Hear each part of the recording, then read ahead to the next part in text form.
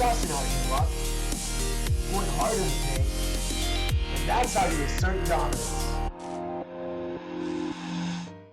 Hey, what's up guys, it's SirTagCR, and today we're going to be pushing up high ladder with PEKKA. This deck has the trifecta of bridge spam. It's got the Bandit, the Battle Ram, and the Dark Prince. The Dark Prince fares very well with the Battle Ram and the Bandit. It's going to clear away all the distraction units, allowing them to connect with the tower a lot easier. Anyway guys, this deck is really solid for ladder, so let's go jump straight into some high ladder games and let's assert some dominance. Alright guys, so we got a game against Go, and he's already off to a blazing start. I guess as soon as I said go, he wanted to drop the skeletons. This is what this man's about. We're going to be dropping our Dark Prince right into the Ice Spirit and the Skeletons. We're going to try to formulate some type of counter push with that. Actually, he's running to Hog 2.6, so we don't want to go into the Musketeer. We definitely want to go opposite lane, make him drop at least a cannon. Yeah, there's the cannon. Alright, so at least we made him drop the cannon in that circumstance. His Musketeer is going to be a little bit lagging behind, and the Bob the Barbarian might get a hit for his troubles, and that's what's up. So we're going to go drop a PEKKA. PEKKA's going to shield everything from that Ice Spirit. He's not going to get the Ice Spirit connection that he's so desired. And the minions are going to go and work on top of the Muskie.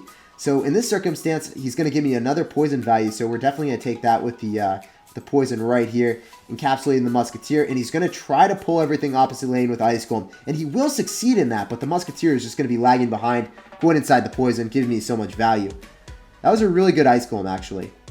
But I'm ready for the Hog Rider, man. My body is prepared for it. Where's the Hog Rider at, my man? So he's just going to be logging the tower for some chip damage. And we still really haven't seen anything out of him. Like, he's just playing so passive. Kind of annoying, actually. We're going to be going in for the Dark Prince, and we're going to go in for the Bandit. Notice that combination does so well in many, many situations. He's going to go in for an Ice Golem. So the Bandit charged up, but it did not actually connect. Pretty well played by him. We're going to be going in for our Electro Wizard and our minions off to the side, so he can't get some absurd fireball value just off the start, but he will be able to actually be able to finish it off with a fireball if he so desires. Oh man, do I actually have to drop a Battle Ram to defend against a Musketeer? Dude, this is not a good situation. I don't like having to do that, but sometimes you just have to realize that you have no other alternative. You got to do it. It had to be done.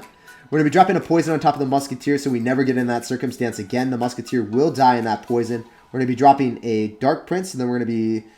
what do I want to do? I want to go drop a Bandit, but it's probably going to be Fireball value, so I didn't really want to drop it at the start. A lot of people get really promiscuous with their Fireballs, and I guess this guy's just not about that life. He's just playing this super, super safe. Notice how he's always just like waiting the last possible second with his spells. He didn't even Fireball the tower preemptively like I thought he would. He waited, and then he went in for the Fireball. Really, really annoying, actually. So we're going to go in for minions in this situation, and then we're going to be also going in for a Battle Ram. We're trying to evade the cannon at all costs, but I think it's still going to go towards the cannon. We're going to be going in for a poison. No, so it actually evaded the cannon. I was not expecting that at all. We're going to go in for Dark Prince and Bandit in the same lane where the Musketeer will end up dying. We're also going to be going in for minions. The Bandit's going to get on top of the cannon, and this is going to be a really solid push for us, guys. We're going to be stacking things up. The Dark Prince actually is going to go on top of the tower. The minions are just devastating his tower, crippling it, giving him crippling depression. He drops a Desperation Cannon, but it does not matter. Good game, well played, and good luck, Go. Alright guys, so we got a game, and they're going to be pumping up at the start, so we're going to go in for a Dark Prince and get ready with a poison. So we're definitely going to poison that and hopefully drop something in there, but doesn't happen. So Ice Spirit, Pump, could be a 3 Musketeer deck, probably will be a 3 Musketeer deck. We're going to be dropping minions to just make sure that the Dark Prince does not have its way with our tower. It does penetrate the tower, but we are going to be bouncing in with a Bandit and minions push. He's not going to be able to get... Oh, wow. He got done dirty there. We're going to be going in for a zap for more minion hits. And maybe the zap was a little bit of an overcommittal, but I still think that it's working out for us. We are up 1,500 damage early on in the game, and he's going to be pumping up. So we do not actually have poison in cycle. So that is the one bad thing about this scenario. We could go in for a really big punish, but I really just want to go in for a Battle Ram and kind of wait and see what he wants to do. If he goes in for Minion Horde, we might poison it. He's actually going to go in for 3 Muskies. So we're just going to wait and chill. We're not going to do anything in this situation. It would be really bad for us to go in for a poison on the pump and just not have enough elixir to defend this. So I'm eagerly waiting for his response here. We're going to go in for minions. We're going to go in for Bandit on the 1 Musketeer, and we're just going to chill. Notice how this Bandit just completely does really well against that 1 Musketeer that was, we let one lock on and worked away on the other, and we didn't eat too much damage. Both the towers ended up evening it out there. That's one of the biggest things to do against 3 Musketeers. Make sure you just don't take too much damage on one side, because when they take one tower, it's going to be a lot harder for you to win the game then. So I usually end up having both towers really low, and I ended up winning that way against 3 Musketeers. As long as he doesn't have Miner, then we're going to be in a great situation because he doesn't have any other form of direct damage. So we're going to go in for our P.E.K.K.A really soon. I assume he might go in for 3 Musketeers in the middle. Yeah, so that's exactly what's up. So we got to go in for Dark Prince and minions right on top of that. That's really the only great way of DPSing it down. He's crazy. He just went in for a rage. This man knows no bounds. What a wild sir. He almost asserted dominance on us, but that was... I was a loss for words right there. I had no idea what I was seeing. That was absolutely insane. So we're going to go in for a battle ram and we're going to see what's up. I assume he's probably going to try to defend that pump. It would be a good idea to defend that pump. I mean, you spent a ton of elixir there. We're going to go in for a poison as well, because the bandit will keep that in place for quite a while. So we're not really going to have to deal with those muskies. I mean, we might if he decides to drop something in front of it, but he's not really doing that. He's probably just going to rage up. Yeah.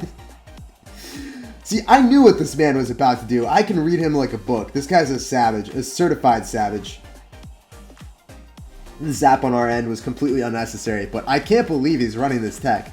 CMC, what has gotten into you, sir? Good game, well played, and good luck in the rest of your ladder session. I don't know if he's just trolling or something. Alright guys, so we got a game against DJ Koo. What type of music is this guy rocking to? We're going to be dropping the minions in the back and we're going to see what's up. So he's actually got the Executioner. So this is an interesting deck to say the least. I don't know what it is. It could very well be Graveyard. It could very well be Hog Rider with a Rocket.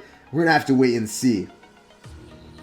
So he's not happy to see a Dark Prince at least, and we're going to be dropping a zap on top of all the goblins, and the Executioner is not going to give him too much value. He might get one hit in on the tower, but that's not going to matter too much. We're going to go Battle Ram in the left-hand lane, and we're going to see what's up. So after we actually see a... Oh man, I was going to see if it was going to be Golem or it was going to be Giant after seeing the Night Witch, because it's never going to not be in a tank deck. But this guy's crazy.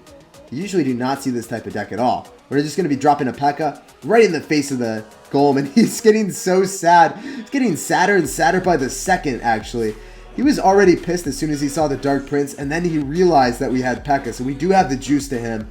And I don't know if he has an answer. We're going to be building up such a massive counter push.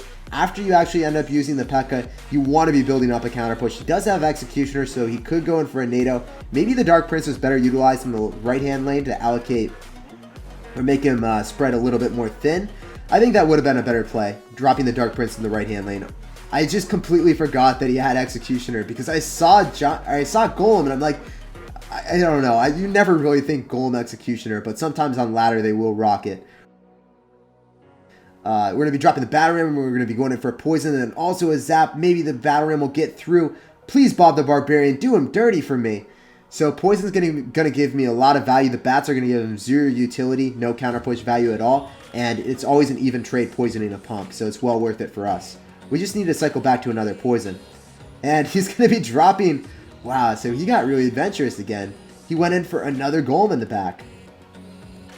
So he keeps thinking that this Night Witch push is actually going to work out for him, but I really don't think it's going to work. He might go in for an Executioner, so if he does that, we're going to go opposite lane with the Battle Ram, and there it is. So we could go in for a Poison, but we're going to go for more of a Poison on defense.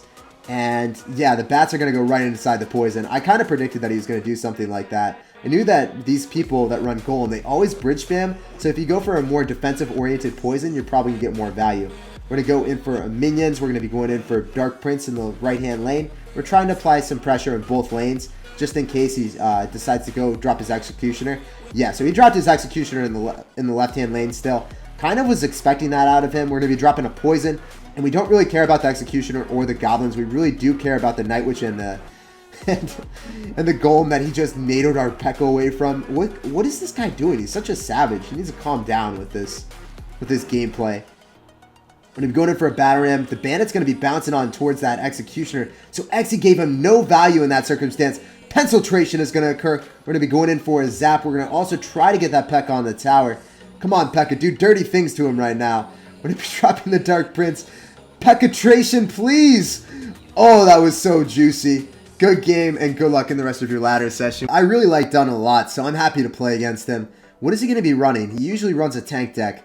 Or he's going to be running a graveyard deck, actually. He's saucing out the Spear Goblin Hut. I'm very prepared for a graveyard deck. So we're going to be dropping the P.E.K.K.A in the same lane as the Spear Goblins. We want to see what he's about to do. So if he, yep, okay, double Spear Goblins, man. Double the fun with done. So we're going to be dropping the Dark Prince, and we're going to get ready. We're going to poison that because all the Spear Goblins are going to go into the poison now, and we're going to get some value. He's actually got PEKKA. I was not expecting the PEKKA with the double Spear Goblin Hut mirror, but... Oh, Dunn, you're crazy, sir. What are you rocking, dude? This just doesn't make any sense at all. We're going to be dropping the Electro Wizard on top of the Spear Goblins, and hopefully we can get some value on top of the Miner as well. I don't think he's going to have Spear Goblin Hut and Cycle, so we're going to try to rush opposite lane with the Battle Ram and Bandit push, and hopefully this is able to get some damage. He's going to be dropping an Ice Wizard, but I don't think the Ice Wizard is going to do enough for you, Dunn. You're going to have to... Oh, yeah, that's a sad time in the life of Dunn, guys. So that Bandit is just going to give him Crippling Depression. It's going to go all on top of that tower. And as soon as we take one tower, he's going to have an uphill battle with all those Spear Goblins. Wow, the Bandit just gave me insane value, guys. Bandit is so busted now. I can't believe that. Not only did it take the tower, but it chipped away on the entirety of that Spear Goblin Hut. He's barely got any more Spear Goblin spawns. So, yeah, I think this is really good for us. We're just going to go for a poison every single time that we can on the Spear Goblins because that's where all his chip damage is coming from. And if we mitigate that and we just survive, guys, we're playing the zombie apocalypse defense game where the Spear Goblins are zombies and they're just constantly being thrown at us. They're endless stream of Spear Goblins. We just got to poison them out, wait out a minute, and hopefully we can win this game against Dunn, guys. It is... I hate playing against spawners, but one of the biggest things that you got to do is when they don't have the spawner and cycle, usually their cycle is really, really awkward without the spawner. And if you can take advantage of them not having the spawner and cycle, you can really do a lot of value. We're going for a poison yet again on the Spear Goblins. And our PEKKA put in so much work against his. Wow, so he's just going to go in for double Miner. He's getting so adventurous here. But the Dark Prince is going to spank him for going for the double Miner push. He's also going to poison that. But I feel like we're going to get a lot of value here on converting defense into offense with our Bandit. He has to drop an Ice Wizard right on top of the Bandit. Usually something that you don't want to be doing. And he's going to be probably going in for another double Miner push, but we're going to be saucing out the PEKKA. There's no way that his PEKKA gets anywhere near our tower anymore. We're going to be going in for an Electro Wizard to stop the Miners in its tracks. We're going to be going in for another Minions. And he's got to get a PEKKA push. That's really the only way of him ever getting this dub. He tried to pull the PEKKA, our PEKKA, back with his Miners, so that was a really creative play, but it just wasn't enough. And that's actually where I'm going to end today's video. Guys, it was crazy to play all the decks that we played on ladder today. It felt like off meta day and everyone was running some insane deck. Anyway, this deck is just so fun to play and I hope you guys try it out and enjoy it as much as I did. Thanks for watching, thanks for chilling with me, and I can't wait to see you guys next time. Peace out.